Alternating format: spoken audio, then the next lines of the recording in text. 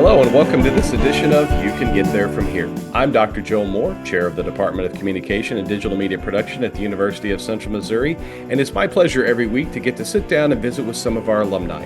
We talk to those who graduated with a degree in digital media production, others who got a degree in communication studies, and some who got their master's degree. We visit about what they're doing today. We talk about how the program helped them get there, and we talk about all the stuff that you want to know. Today, we are visiting with Marissa Mayo. Marissa received her master's degree at the University of Central Missouri in communication, and she is now the Assistant Director of Debate and Speech at Simpson College. And Marissa, we're so glad to see you today. How you been?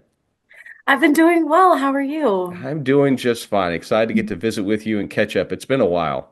Absolutely. I think we saw each other in October, but before then, it Yeah. was a really long time. Yeah, over at STAM, we got to see each other a little bit. Or was it STAM or was it the speach and debate tournament? It was at the speech and debate Okay, tournament. okay. Those two kind of ran together at that time. No, they were really close by. Well, it was good to see, and it's good to get to connect again. We didn't really get a chance to chat then because we were coaching and judging and doing all that fun stuff. So give our audience a chance to find out who is Marissa Mayo. Start from high school and what led you to UCM. Absolutely. So I grew up in Springfield, Missouri, so just a few hours away. I applied for Southwest Baptist University in order to go to receive a degree in political science. Mainly the reason I went to that institution was primarily for their speech and debate program. I was offered like a really nice scholarship and I was able to engage in speech and debate, which was just something that has always been so important to me.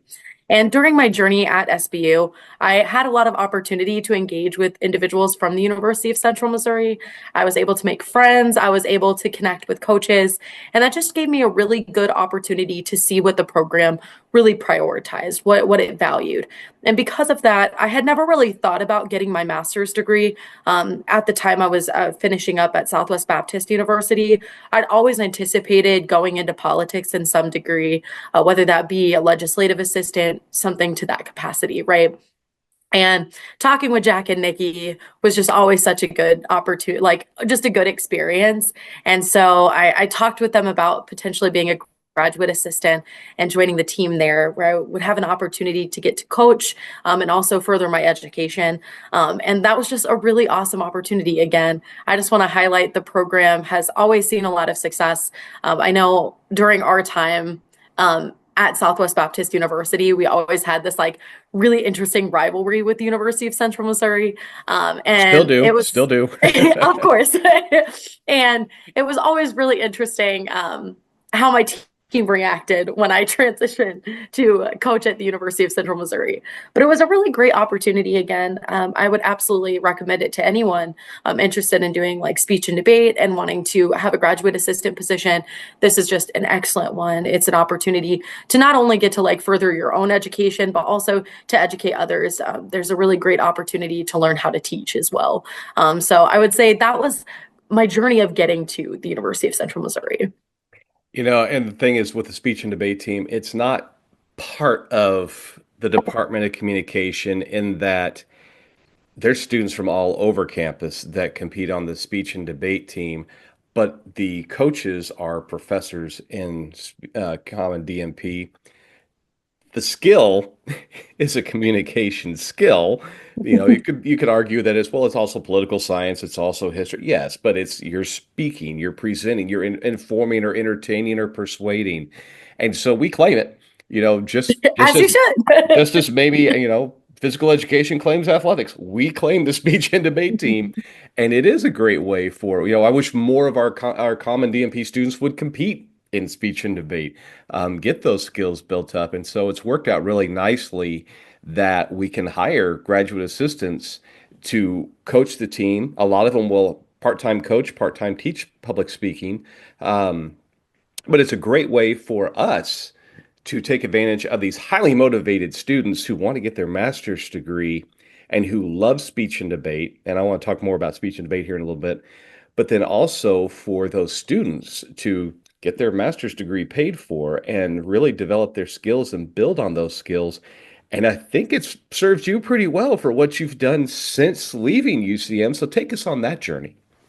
Absolutely. I would say it's served me incredibly well. the University of Central Missouri was absolutely vital in the decision to continue participating in the speech and debate community. Again, I had never really thought of going on to get, a master's degree, but it just kind of showcased how much I love working with students and how much I like helping to lift them up and to use their voice as a tool for advocacy. It's just really important to me. And so, again, getting to work with Jack and Nikki, also the other graduate assistants like Tyler Slinkard, Mariah Gilmore, Sydney Crank, oh my goodness, Cassidy. It was always really nice to get to work with them. It was nice to get to like build your coaching strategies as well. So I would say that it was really instrumental in identifying what I wanted to do. In addition, it was also really helpful in terms of establishing connections, right? I knew Simpson College. While I was participating at Southwest Baptist University as a competitor, they were a fierce competitor as well. We didn't like competing against them because they were really good, right? And same with the University of Central Missouri. So it was a really awesome opportunity to kind of deepen those connections and identify what I wanted from a program. So during my time of trying to figure out what I was going to do post grad, I applied to a couple different positions and I was called back and I was offered a few positions. And because of my relationship with Simpson, it was really nice and I felt comfortable picking this position over the other ones. Whereas if I would have applied to somewhere in Oregon and I don't have that same relationship, it probably wouldn't have motivated me the same way. So I think it was the time on the circuit. It was also our commitment to the same national organization, Pi Kappa Delta, which is a really excellent organization. I'm actually a part of the council. I think it's a really excellent national organization. It really focuses on a comprehensive approach that values both speech and debate. So rather than just I'm going to do extemp because that is my favorite event. I am going to do extemp. I'm going to do some interp. I'm also going to do some debate as well because I think it's really important to learn all of those skills. They're incredibly valuable. So I would say right now I've been at Simpson College. This is going on my 4th year. I've absolutely loved it. It's been a really excellent it's been an excellent time here. I've got to work with incredible students. I've also got to see a lot of incredible students that I worked with at the University of Missouri graduate as well. So it's kind of double dipping in some ways. It feels like a victory either way in some ways. But yeah, so it's been absolutely excellent. So give an argument for why somebody should compete in speech and debate. I have 3 children. They all did speech and debate. My oldest son is competing for the Talking Mules right now. My daughter started a speech and debate program where she's a music teacher down at Lamont, and she started the speech and debate program there. So I get the value of speech and debate and what it can Absolutely. do for you. My background is in sports, and I teach the sports reporting and the sports broadcasting, and a lot of sports announcers studied speech and debate. Give your argument as a coach, as a former graduate assistant, as a former college competitor. Why should somebody be competitive in speech and debate? That's an excellent question.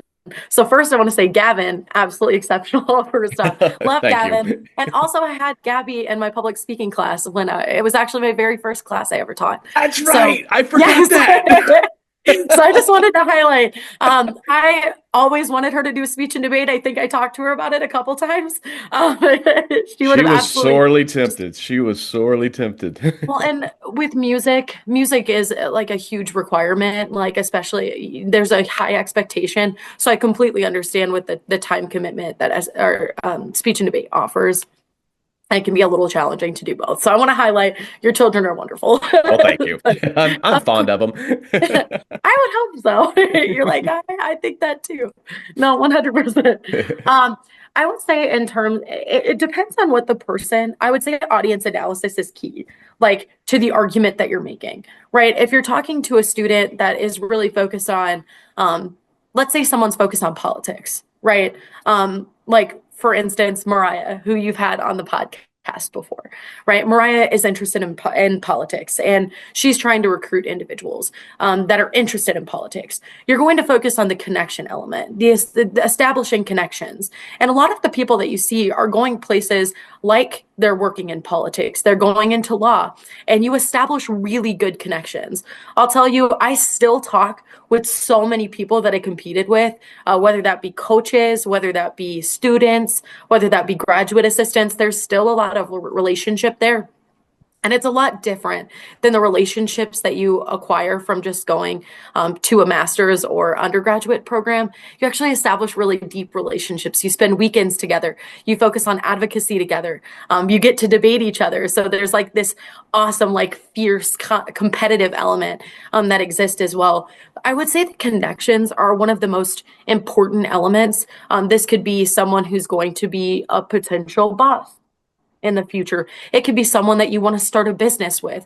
These are individuals that are probably going to be lifelong friends. So I would say if you're focusing on the connections relational element, that would be one of the most important arguments. However, obviously the communication element is going to be really important, right? Especially building your resume. Speech and debate does that far differently than any other activity on campus, right? There's the deeply academic component. There's the intellectual stimulation that comes from speech and debate, being able to think on your feet and being able to speak quickly.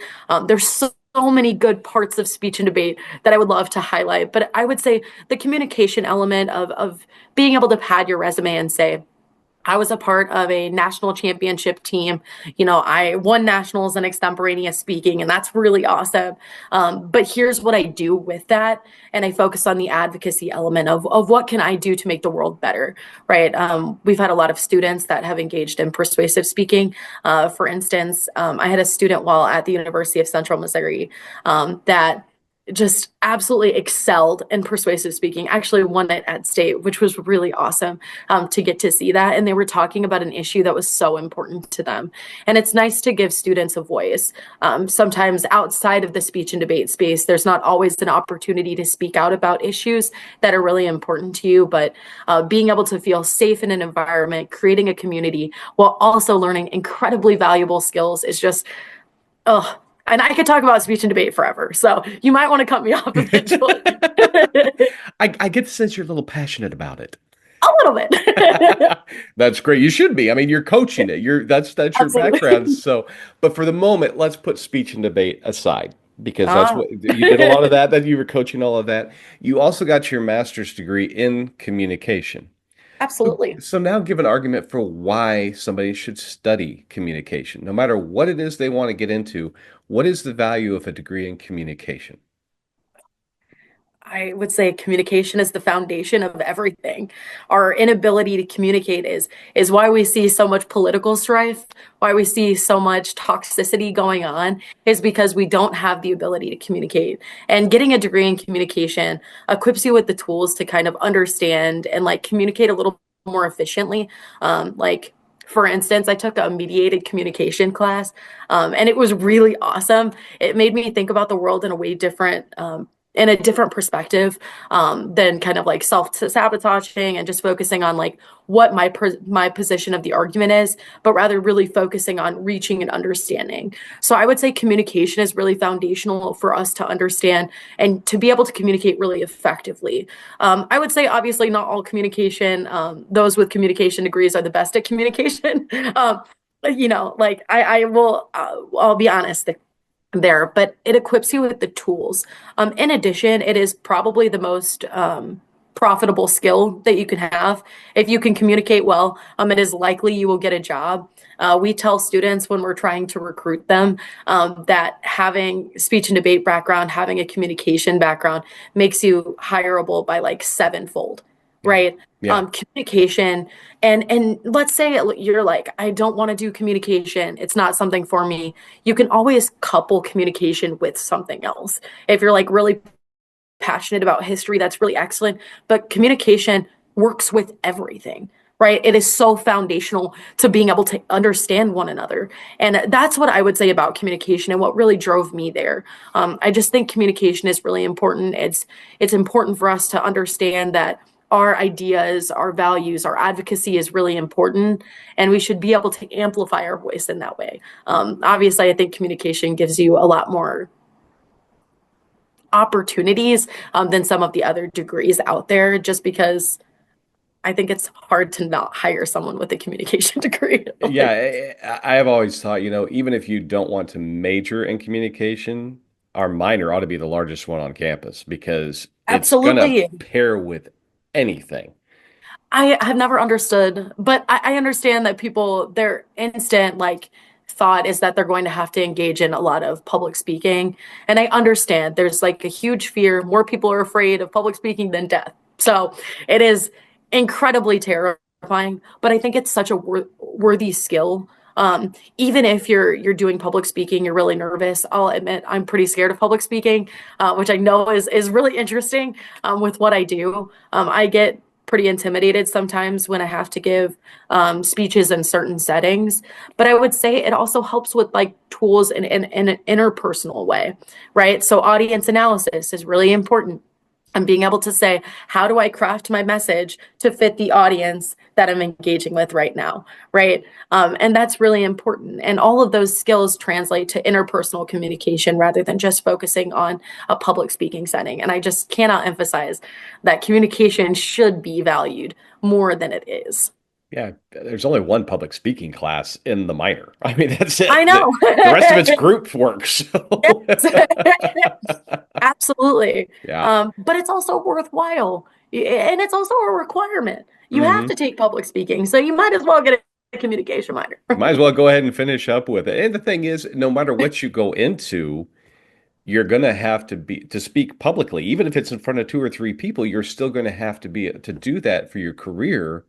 You're not going to get any better at it. You're not going to get over the fear of it by not doing it. So you might as well No. study it and learn how to do it better.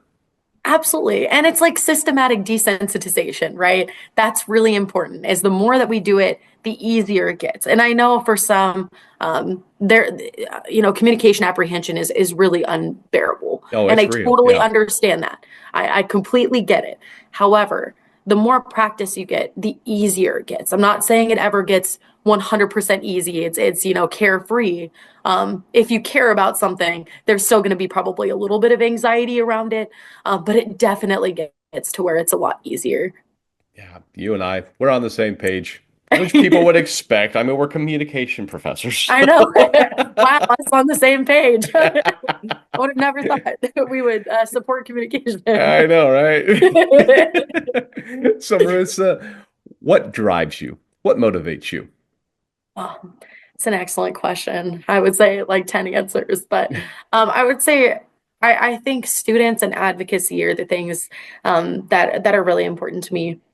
I would say in the position of coaching speech and debate, for any of those who are involved, you'll completely understand that speech and debate has such a high expectation of time. So lots of weekends, lots of late nights, just consistently working. But it's so exciting to get to see students so passionate about issues, right? And it's also so exciting to see them grow in their confidence and their capabilities.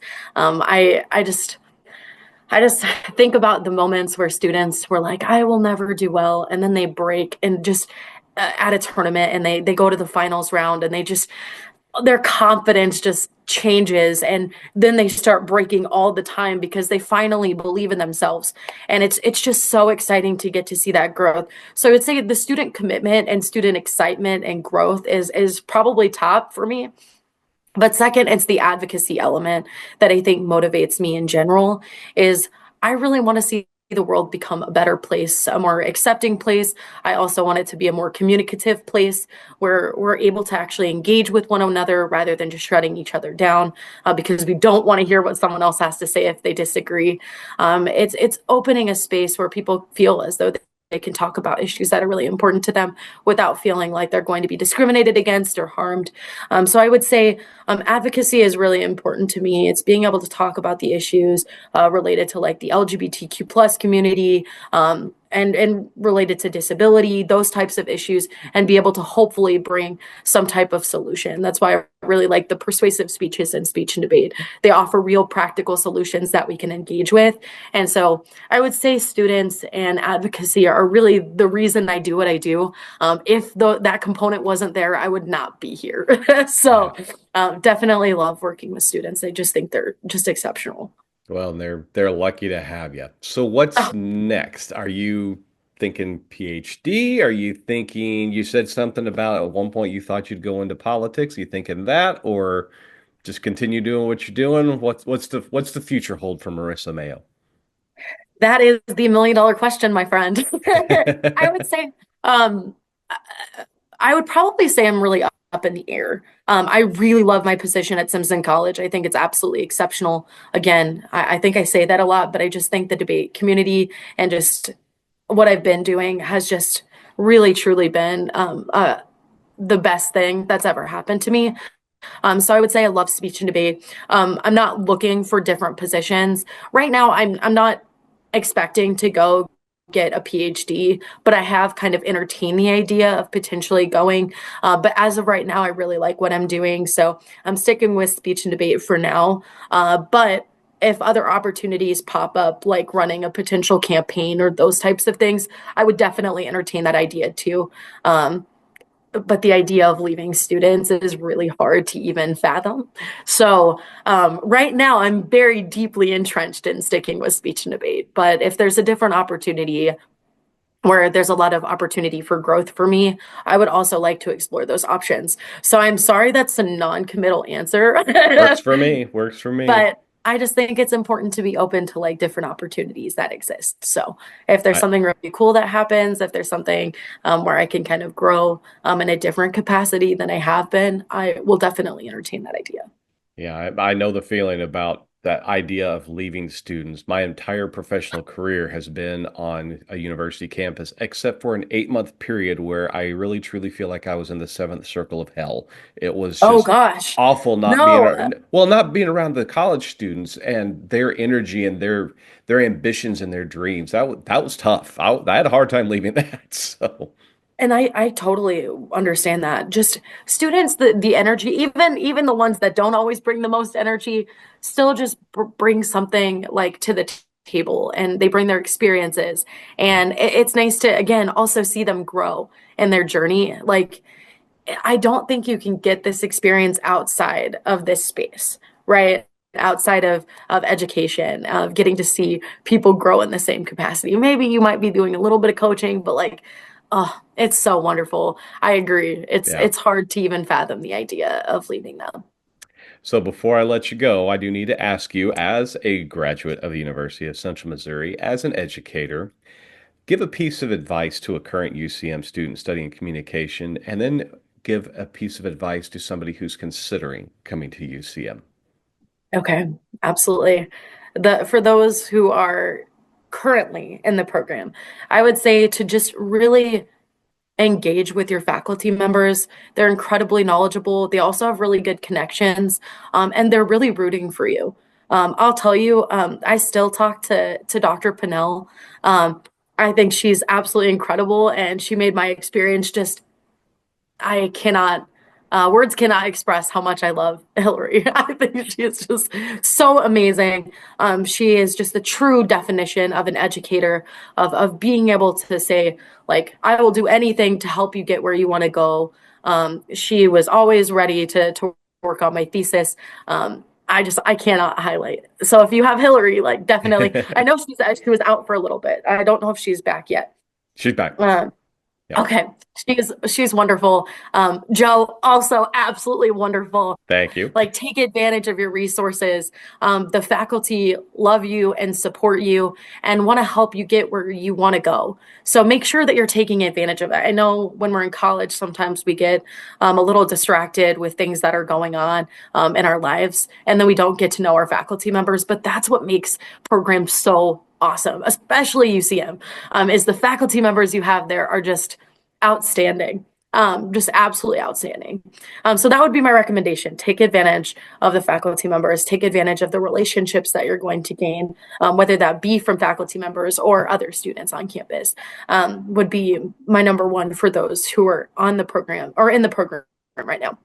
For those who are considering the program, obviously, I work at an institution, a higher. Sure. uh, We talked about that. we did. Um, I would I'd recommend UCM, and I tell my students that, especially as they're considering master's programs. Like UCM is such a great program. It's also incredibly affordable. I would say like you would not be making a mistake by going to the University of Central Missouri, especially the communication program. I think it's again like see what I just said, right? Like there's so many good things that you can get from going to UCM. I want to emphasize again, it is incredibly affordable. The relationships that you're making with students on campus, it's also easy to keep working. There's so many things that you can do with the degree from UCM that I don't feel like I got from my undergraduate. It was really hard to keep working, those types of things. So I would say come to UCM if you're getting a master's degree. Yeah, If you're getting a master's degree. If not, go to Simpson. But I'm just kidding. I'm just kidding. No, no, I understand. I understand. No, I would say UCM is such a great place. You wouldn't be making a mistake by going there. I think you'd be making a mistake by not going there, honestly. So, Nice. Yeah. yeah. Well, thank you so much, Marissa. Of Appreciate course. having you on. Yeah, we talked about it's kind of hard for somebody at a college to recruit for another college, and I totally understand that. I don't know a whole lot about Simpson, but what I do know about it, it's a fine school and great faculty there, obviously as well. So, but if you go to Simpson, go get that master's degree at UCM, right? Absolutely. I stand by Sounds it. good. Well, Marissa, thank you so much for being on. Keep being that advocate. Keep doing what you're doing. The kids need you. You're doing a great job. You're doing a great service, and we're so proud of you. Thank you so much.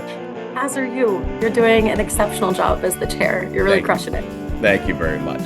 And thanks all of you for tuning in today. Remember, you can catch every episode on our YouTube channel through the UCM Media Network.